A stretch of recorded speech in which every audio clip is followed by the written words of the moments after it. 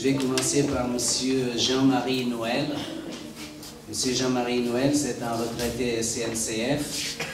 Il a écrit plusieurs ouvrages, dont Mon village autant décibels. Monsieur Jean-Marie Noël. Ensuite, il y a Irène Borges da Silva. Irène Borges da Silva vient d'écrire un livre de poésie, Das Gavetas da Memória. En traduction, c'est des tiroirs de la mémoire. Gavetas da Memória, sans le melhor. Ensuite, il y a Paula Gonçalves. Paula Gonçalves, elle ne peut pas être présente puisqu'elle anime une émission sur Radio RGB ce soir, donc elle sera là demain. Demain, où elle fera la lecture de texte à 19h. Carlos Ponce Philippe, je l'ai vu quelque part. Alors, Carlos Ponce Philippe, il a coécrit un livre de poésie avec Manuel Sousa Fonseca. Donc, il s'intitule Vertice du caractère. Non pas du caractère de la personne, mais du caractère de la machine à écrire. Ensuite, il y a Manuel do Nascimento. Manuel do Nascimento, lui, il est déjà aussi à plusieurs livres, et c'est surtout sur l'histoire, dont il a écrit aussi sur la bataille de la Lys, donc sur la révolution des œillets, etc. Donc vous voyez que c'est quand même, ce sont des écrivains très, très différents, chacun dans son genre, bon, mais ce qui démontre bien que finalement nous avons tous quelque chose à dire, sauf que parfois beaucoup n'osent pas le dire, quoi. Et je pense que chacun de nous a des choses à exprimer, après c'est d'oser ou de ne pas oser, quoi. Maintenant je passe la parole à Marie Fernanda Pinto, qui a collaboré avec beaucoup de journaux et qui collabore encore, et je pense que c'est elle qui doit présenter un autre écrivain, je ne sais pas qui est-ce. Alors, moi j'ai pris quelques notes. Ça marche. J'ai pris quelques notes parce que ça fait pas trop longtemps que je suis arrivée de Lisbonne, et Manuel Sousa m'a fait l'honneur de demander de présenter son 6e livre, Le Dire avec les mots, édité aux éditions Labyrinthe. Nous allons donc parler mots. Ce livre est présenté aujourd'hui à Oui dans le cadre des rencontres multithèmes. Il a été déjà présenté au Madrid, au Portugal, à la Maison de la Culture de Faf, le berceau de l'auteur, et une présentation est prévue au Brésil le 10 décembre de cette année. Manuel Sousa Fonseca, que nous connaissons depuis un bout de temps, nous étonne toujours un peu. Il écrit de la poésie, il écrit de la prose poétique, disent certains, puisque sa prose est un vrai jeu de mots. Même quand il parle, il sort souvent des phrases ayant un bout didactique, souvent malicieux. Il ne rit pas souvent, il sourit, et quand il pense qu'il est distrait, non, il n'est pas distrait, c'est une erreur. Il observe, il enregistre, et après, il passe sur papier le résultat de ses observations. Comme par exemple, comment vouloir guérir les mots avec la peur d'employer des mots. Et je vais vous lire un poème avec les mots. Je pense qu'il est de circonstance de le faire. Avec des mots fragiles, avec des mots agiles, combien de cœurs chavirés, combien de flammes rallumées. Tous ces mots en farandole, tous ces mots qui nous affolent, des mots dits avec douceur, des mots pour le bonheur, des mots dits avec timidité, des mots empreints de sensibilité, des mots mûris et pesés, des mots graves et légers, des mots qui nous rassurent, qui nous sortent de l'usure, des mots dits tout simplement, des mots d'aujourd'hui et de demain. Mais comment le même droit pour tous, si le droit se donne des droits qui ne sont pas toujours des droits.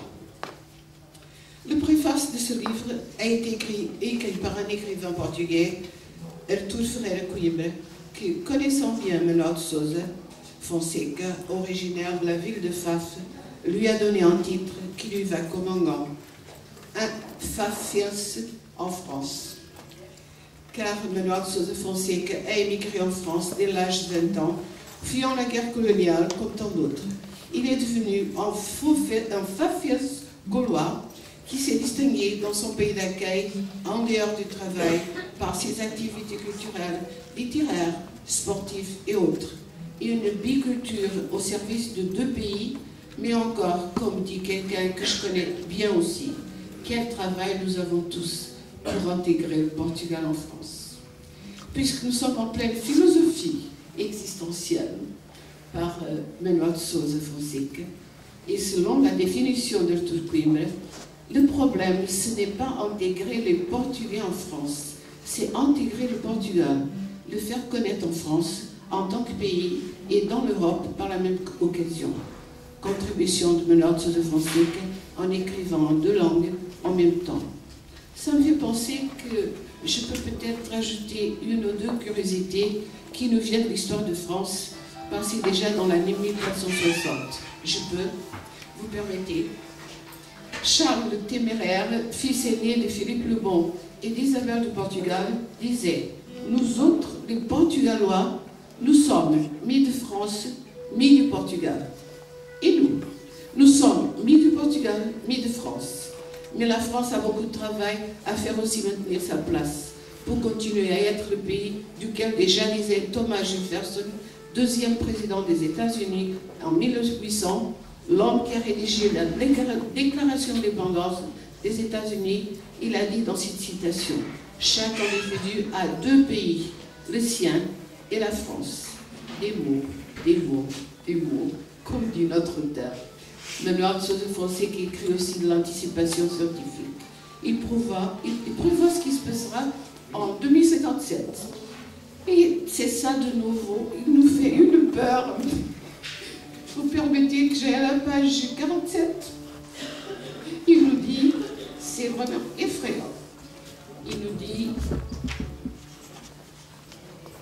d'après le responsable du programme spatial européen, cette plus-value des ressources humaines fait que la communauté européenne peut commencer les voyages de passagers à partir de sa base spatiale située près de la Ferté-Bernard dès 2059. Le premier départ est prévu pour le 25 avril de la même année. Il va falloir qu'il m'explique quel est son style de séjour. Et je vous propose un poème circonstance, puisque nous sommes en automne. Ça, c'est vraiment très beau. Et c'est compliqué ce livre. Couleur d'automne. L'été vient de se terminer, l'âge d'automne est entamé, parfois avec des couleurs sombres, d'autres fois avec des couleurs vives. C'est le rythme de la nature, c'est aussi celui de la vie.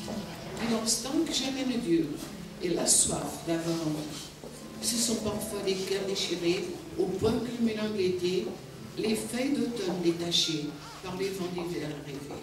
Tendresse et haine se mélangent dans un esprit que les temps dérangent, parfois dans les aléas de la vie, dans un mélange de jour et nuit, aux couleurs de rouge et gris, couleurs d'automne, couleurs de vie. Et je vous proposais un tout petit, en langue portugaise, il est vraiment très petit. C'était juste pour mettre un petit peu de portugais là-dedans. C'est vraiment, ça s'appelle Une petite rivière, que je pense qui est située à Faf. Quelque part, oui. E ao longo dos ribeiros, ouvido o som das suas águas, eu louvo cantar do coração, melodia triste e feliz. C'était au mois de juillet 2012, je suppose. Donc voilà Manuel de Sousa Fonseca que j'aimerais bien qu'il nous explique s'il est poète, s'il fait de la prose, s'il fait de l'anticipation scientifique. Il va peut-être nous expliquer ça. Alors j'ai envie de finir cette humble présentation, pleine d'amitié, à la vote de Manuel de Sousa Fonseca, à tous ceux qui sont ici, participant avec nous dans ce jeu de mots et en nous écoutant. Bem-aja.